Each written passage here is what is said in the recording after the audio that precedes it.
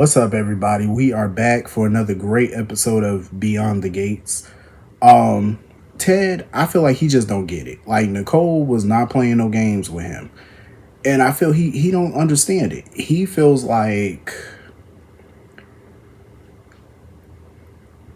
her using this Martin situation is just her excuse to get out the marriage or to not work on their marriage. He don't get it. It's not about that. It's the simple fact that he lied yet again. Like he was in the loop on something so serious going on with their son. He didn't tell her about it. You know what I mean? Like he trying to keep talking about, oh, I did it to keep you safe, and no, no, nope, that ain't gonna work on her because at the end of the day, their marriage, it was already in a very thin thread because of this Leslie Eva situation. It was already down bad. Like, notice that she doesn't even wear her wedding rings anymore. She been took that off. And I peeped that too. She took her wedding rings off before the Martin secret even came out. She took those rings off. You know what I'm saying? I feel like once you separate and somebody start taking their wedding rings off, which they normally don't do, that ain't a good sign. It's not a good look. And she took them bad boys off. And she basically let him know, like, whatever hope that they had for that marriage is ruined. And there was very little hope in them getting back together. She made that abundantly clear. You know, so Ted could get mad all he wants to. At the end of the day, it's the lies that you tell. Like, she doesn't even recognize him at this point because she feels like this is not the person she married all those years ago. Like, she would have never thought he would have kept these types of secrets. Like, these are major secrets. And now you're a part of two major secrets. That's a problem for her. And I can't say that I blame her. And I believe the next step for her is to file for divorce at this point. You know, Ted, he just won't own up to shit and take accountability. Like, sir, you need to do some work within yourself and understand what your wife is basically saying to you. Is that you need to be freaking honest with her. Like, she wants total honesty from you. It's okay to tell a little white lie. I think a lot of people do it. Even in marriages, a lot of people do it. You tell white lies. Little white lies. You don't sit here and keep secrets like, oh, I got somebody pregnant. Oh, I cheated on you. Oh, I did. See, those are deal breakers. Those are deal breakers. Stuff involving your child is a deal breaker. And I can't fault her for wanting a divorce anyway, for the simple fact that back when he was messing around with Leslie, this bastard had the audacity. This is what sticks in my craw with him. And this is what I go back to all the time with this, is the simple fact.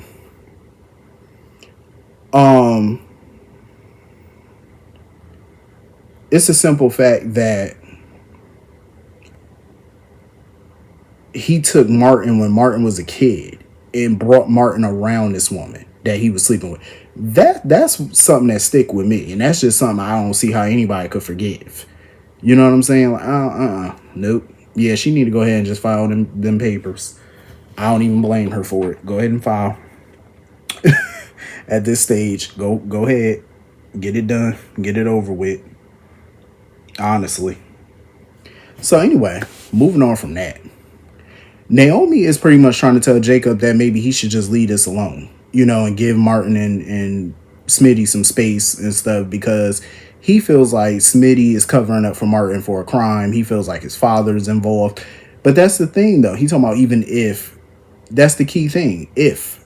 You don't even know a crime has been committed. You have no proof of that. Let it go. You know what I'm saying? And he feel like Naomi's giving him typical Dupree answers. It's not that. It's not a typical Dupree answer. Obviously, something probably is going on, but you have no proof of it, and you're doing this unofficially. This is not an official investigation. This is unofficial. So why kick the hornet's nest? You know what I mean? Like, I understand he doesn't like to cover up crimes and stuff, but they're, you know, let it go. Honestly, a big part of me feels like they should tell him.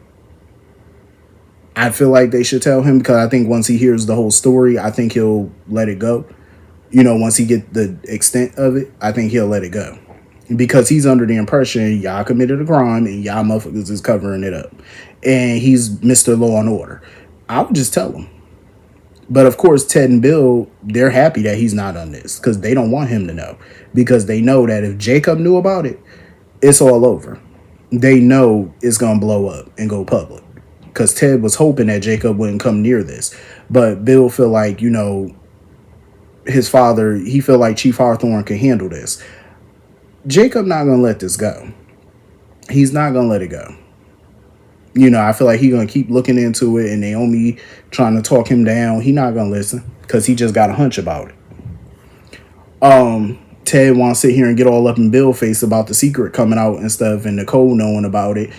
And he talking about, realizing that Bill and Joey had an alibi or whatever. So he putting it together that, oh, y'all had that man killed. Ted, shut your ass up, okay? What's done is done. What needed to be done is done. Let it go. It's over. They handled it. The man is dead. Worry about healing your son is what you need to do. Never mind all that other stuff.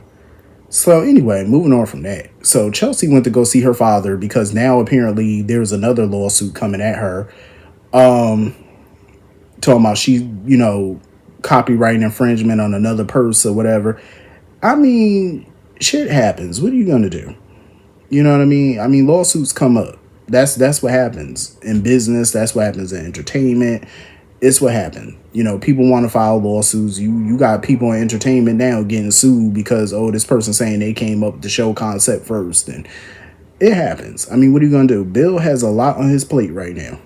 He's trying to juggle all these things.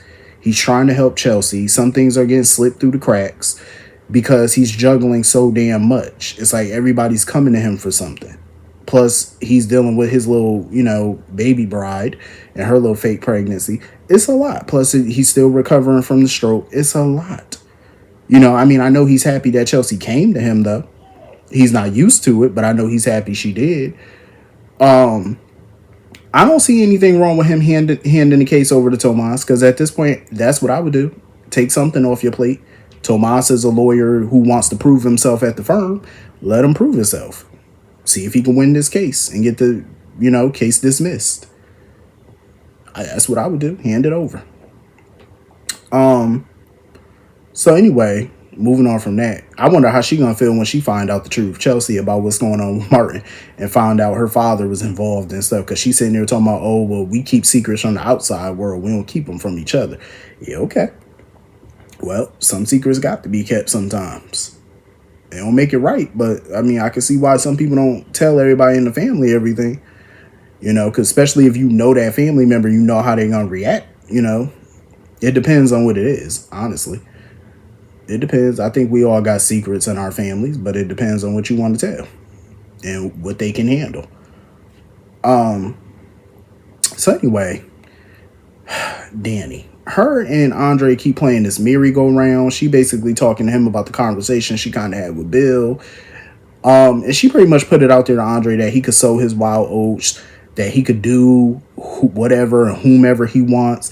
And Andre was like, I'm going to make you eat those words. I'm like, Danny, why you keep playing this game with him? Like, because if you telling him that you're basically allowing him to fuck around with other people, okay, if you see him on a date with somebody, don't bust up in there getting mad about it. Don't get angry about it because you just gave him the okay to go ahead and do it. Like, stop playing these games. Like, if you really want to be in a relationship with this boy, let him know that and stop playing around. Because you can't play these little games and then get mad later when they start playing the game back. Like, don't do it. So anyway, Chenise and Derek, I'm loving them. I really am. I like the chemistry between them. And I love the honesty. You know what I'm saying? Because Chenise ain't no fool. She know that Derek and Ashley kind of got some unfinished business. And all she want from Derek is honesty. You know what I'm saying? Because she was like, are we brightening up each other's day? Or are we just, putting on a show for other people's benefit? He was like, both. And she cool with that. She don't mind flirting with him and stuff. Because she said, sharpens up her skills and stuff for flirting and whatnot. Because, she don't go on many dates. And which is crazy. Because Chenise is definitely a catch. But all she want from Derek is honesty. As long as he continues to keep it real with her, she's cool. You know what I mean? But I could definitely see the two of them together. And I love that they were pissing off Ashley. They were pissing her off. She was just sitting over there rolling her eyes. I said, girl, get over it. Get over it. Let it go. And I loved every second of it. And of course, when Andre came up in there, she's sitting there trying to flirt with Andre, trying to be all loud. And she was looking like a damn fool the way she was doing it. I'm like, girl, get on somewhere. Ain't nobody buying your nonsense. Trying to give him compliments and all this other stuff. I'm like, girl, ain't nobody buying it.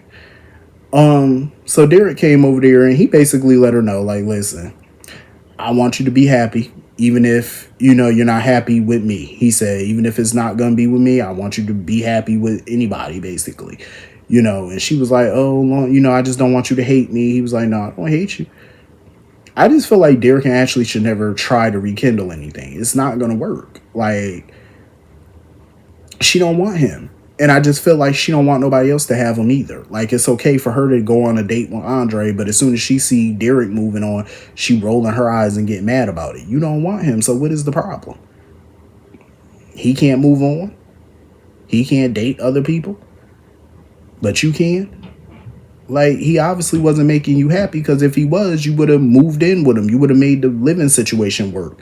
You would have gotten engaged to him. Like, you expect somebody to just sit in a relationship with you for all this time and no movement? Like, come on, who does that? Absolutely not. He need to move on from that. I definitely wouldn't mind him and Chenise, because I really enjoyed the two of them together. So moving on from that, Vernon and Anita done told Danny what happened.